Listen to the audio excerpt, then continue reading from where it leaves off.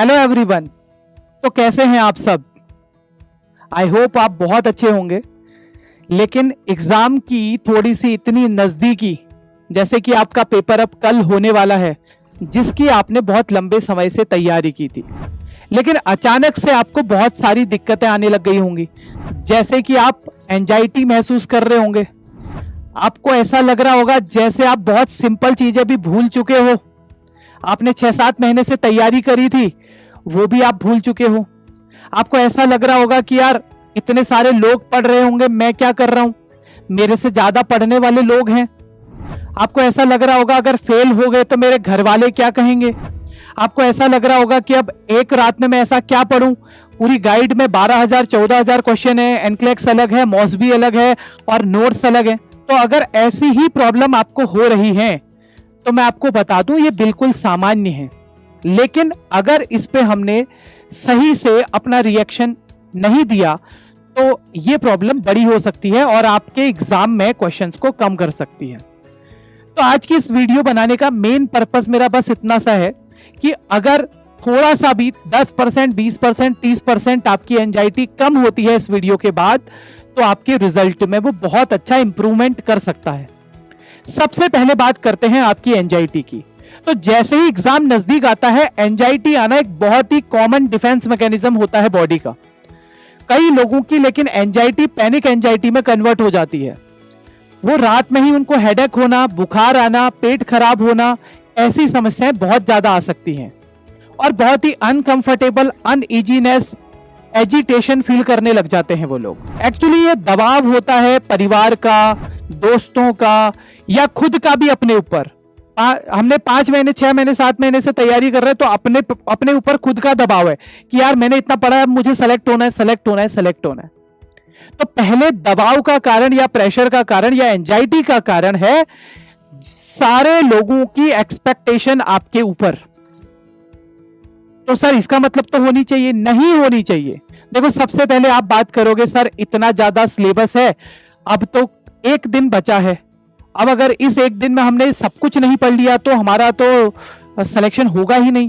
दूसरा, हमारे परिवार वालों के, हमारे रिश्तेदारों के, हमारे माँ बाप के और हमारा खुद का हम पे भरोसा है, अगर वो नहीं हो पाया, वो टूट जाएगा, लोग हमें क्या कहेंगे।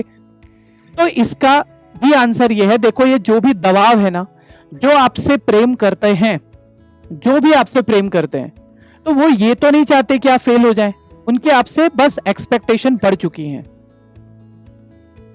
पर क्या अगर आपके 2-4 नंबर कम आ गए या कुछ कमी आ गई आपके रिजल्ट में, तो क्या वो आपको परसों से ऐसा कहने वाले हैं कि आज के बाद हमसे बात ही मत करना? या जो आपको सही में प्रेम करता है, सही में गाइड करता है, या सच में वो आपका पेरेंट्स है, वो ये सोचेगा कि मेरे बच्चे ने या मेरे भाई ने या मेरे दोस्त ने मेहनत की है, यार उसने मेहनत की है, रिजल्ट पे उसका, मेरा किसी का भी अधिकार तो नहीं है, हमारा इतना तो नहीं है कि हम रिजल्ट बना सकते हैं, हमारे हाथ में मेहनत है और हमने 6-7 महीने अच्छे से तैयारी की है। तो अगर आप पेरेंट्स का या लोगों का, आसपास के लोगों का दबाव ले रहे हैं, तो मेरी तरफ से ये समझिए, जो आपसे प्रेम करता है उसको आपके रिजल्ट से मतलब नहीं है, बस वो आपसे एक्सपेक्टेशन ज्यादा कर रहा है। और अगर उसमें थोड़ी कमी आती भी है तो वो एक अच्छे समझदार पेरेंट्स की तरह, समझदार दोस्त की तरह, समझदार माँ बाप की तरह आपको समझेगा। तो सोसाइटी का प्रेशर क्लियर हो गया।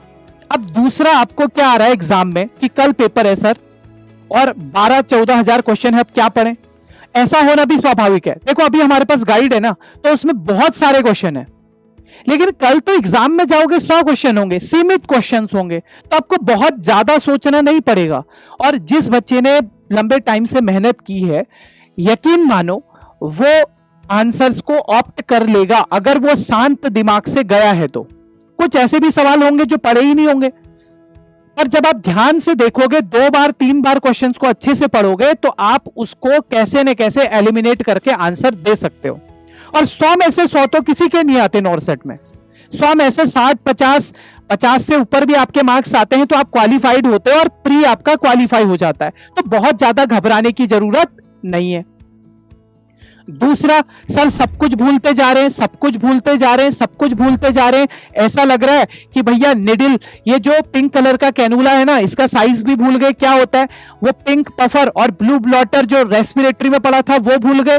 हमको ये याद नहीं रहा कि एक साइकिल ईसीजी की या कार्डियक साइकिल होने में कितना टाइम लगता है। हम ये भी भूल जा रहे हैं कि टेम्परेचर नॉर्मल ह्यूमन बॉडी का, एक अडल्ट का टेम्परेचर कितना होता है।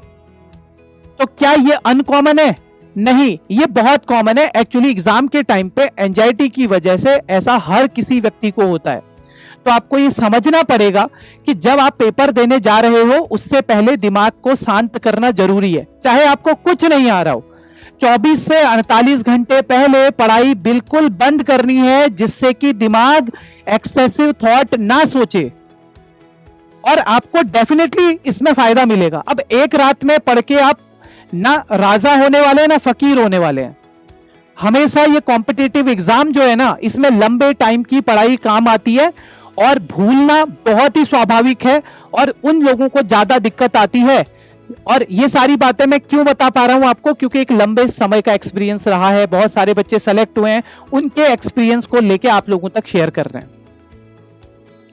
तो बहुत लंबे समय की पढ़ाई के बाद आपको एग्जाम से 1 से 2 दिन पहले पूरी तरीके से रेस्ट लेना है, जिससे कि जब आप एग्जाम में जाओगे थोड़ी एंजाइटी कम होगी और धीरे धीरे सब कुछ शांत हो जाएगा। तीसरा, अब कई लोगों को एक और पॉइंट है, थॉट, बहुत ज्यादा थॉट आ रहे हैं। पास हो गया तो क्या होगा, पास नहीं हुआ तो क्या होगा, सिलेक्शन हो गया तो भाई हम राजा बन गए, और कम मार्क्स आए तो हम बिल्कुल ही खत्म हो गए। ऐसा कुछ भी नहीं है।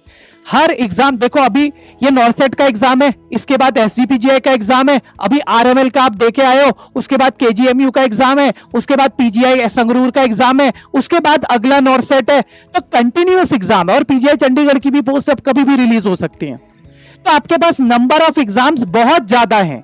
बस आपको यह सोच के एग्जाम में जाना है कि मैं अपना 100% दूंगा, शांत होके, बिल्कुल रातों रात पढ़ के नहीं, सुबह तक पढ़ता रहूंगा मुझे ऐसा लगे। हाँ, ऐसा हो सकता है कि एक रात पढ़ के आप 2-3 क्वेश्चन आपके सही हो जाएं और ज्यादा, पर यकीन मानिएगा जब दिमाग को रेस्ट नहीं मिलता तो कंप्यूटर के सामने आपके 10 से 15 बहुत ही सिली मिस्टेक करने की संभावनाएं और ज्यादा बढ़ जाती हैं।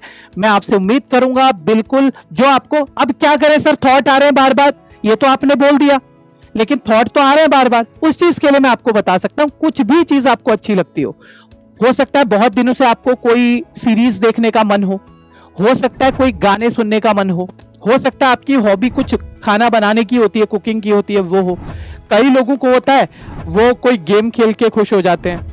तो जो एक दिन आपके पास बचा हुआ है, रात हो दिन हो, अच्छा सा गाना सुनिए, अच्छा म्यूजिक सुनिए, अच्छा जो भी आपको इवेंट लगता है वो कीजिए, जो भी आपको अच्छा लगता है वो करने की कोशिश कीजिए। पर पहली बार एज ए टीचर मैं बोल रहा हूं कि अभी एग्जाम के बिल्कुल नजदीक थोड़ा सा दूर हो जाना है पढ़ाई से, ये आपकी डेफिनेटली हेल्प करेगा। क्लियर? अब अगला सवाल आता है, क्या पढ़ें क्या ना पढ़ें, कितना पढ़ें कितना ना पढ़ें। देखो, अगर आपको बहुत पढ़ने का मन है तो आप ऐसे टॉपिक्स देख लें जैसे कि इंट्यूबेशन से क्वेश्चन आते हैं, सबसे ज्यादा पोर्शन फंडामेंटल का है, तो आप उनमें से कुछ बेसिक चीजें देख सकते हैं, फालतू नहीं। इंट्यूबेशन या ईटी ट्यूब से आता है, ब्लड ट्रांसफ्यूजन से सवाल आता है, कई बार पोजिशनिंग से क्वेश्चंस आते हैं, कई बार वाइटल साइन से क्वेश्चन आते हैं और इलेक्ट्रोलाइट से क्वेश्चन आते हैं।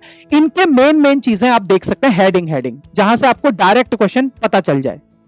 अदरवाइज पर सोचना ही नहीं है। अगर आपका 60% भी सिलेबस आपने पढ़ा है और अच्छे से पढ़ा है तो भी आपके सेलेक्ट होने की संभावना बहुत ज्यादा है।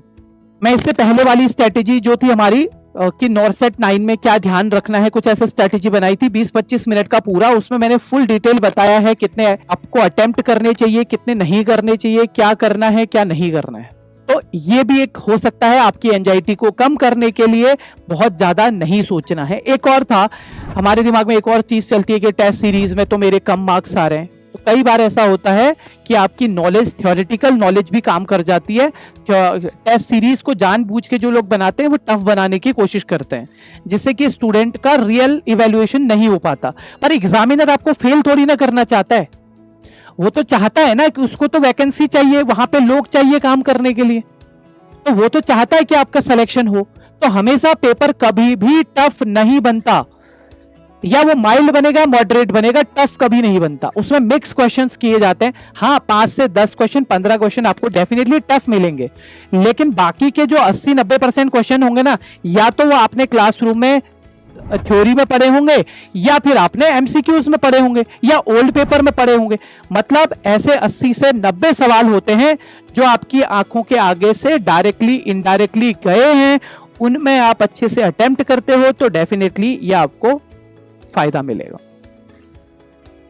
तो ज्यादा सोचना नहीं है, ज्यादा घबराना नहीं है, ठीक है।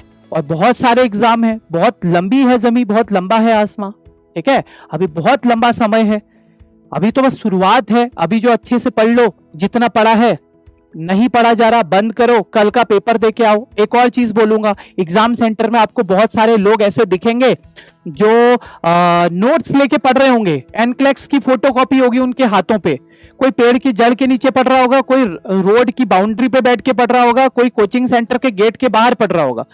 तो उन लोगों को देख के कुछ बच्चों की और एंजाइटी बढ़ जाती है, अरे यार ये कितना पढ़ रहा है। तो ऐसे लोगों से भी दूर रहें। ऑटो में, मेट्रो में, बस में पढ़ने की बिल्कुल कोशिश ना करें। कुछ ऑनलाइन नहीं देखना है, कोई देख रहा है तो उससे दूर हो जाना है। वो बस एंजाइटी को और ज्यादा एग्रीगेट करता है और ज्यादा एक्सेलरेट करता है, तो आपको करना ही नहीं है ऐसा। आई होप आप बहुत अच्छे से करके आएंगे। आपने बहुत मेहनत की है, अपने आप पे विश्वास रखिए और रिजल्ट पे फोकस मत होइए। बस आपको ये सोचना है कि मैं एग्जाम में जा रहा हूं, मुझे अपना 100% देना है, ज्यादा ओवर थिंकिंग नहीं करनी है और समय पे पहुंचना है, अच्छे से अटेम्प्ट करना है, टाइम इंटरवल देख लेना है कि किसमें ज्यादा लगाना है। और मेरी प्रो एडवाइस एक लेके जाना, किसी भी क्वेश्चन को अगर आपने लंबे टाइम से पढ़ाई की है और आपको सवाल नहीं आ रहा, तो जो एलिमिनेशन मेथड आपके टीचर्स ने बताए, एक तो उस पे काम करना है और दूसरा 2 से 3 बार क्वेश्चन को पढ़ना है। 30 सेकंड 40 सेकंड से ज्यादा किसी क्वेश्चन पे नहीं लगाने हैं। 30-40 सेकंड में ही उसको 2 बार 3 बार पढ़ लेना है, तब ऑप्शन की तरफ आना है। नीचे एक्सेप्ट तो नहीं लिखा, ओनली तो नहीं लिखा, ऐसे वर्ड जरूर पढ़ने, क्योंकि ऐसे 5 से 7 क्वेश्चन आपके गलत होते हैं। Thank you so much. मैं चाहूंगा कि अब जब आप मिलें तो सिलेक्शन के साथ मिलें, तैयारी के साथ मिलें। जीत और हार नहीं है ये एक स्टेप है।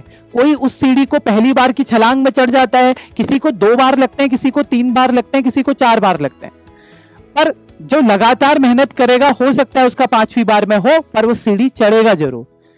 Thank you so much. आज के लिए इतना ही। All the best.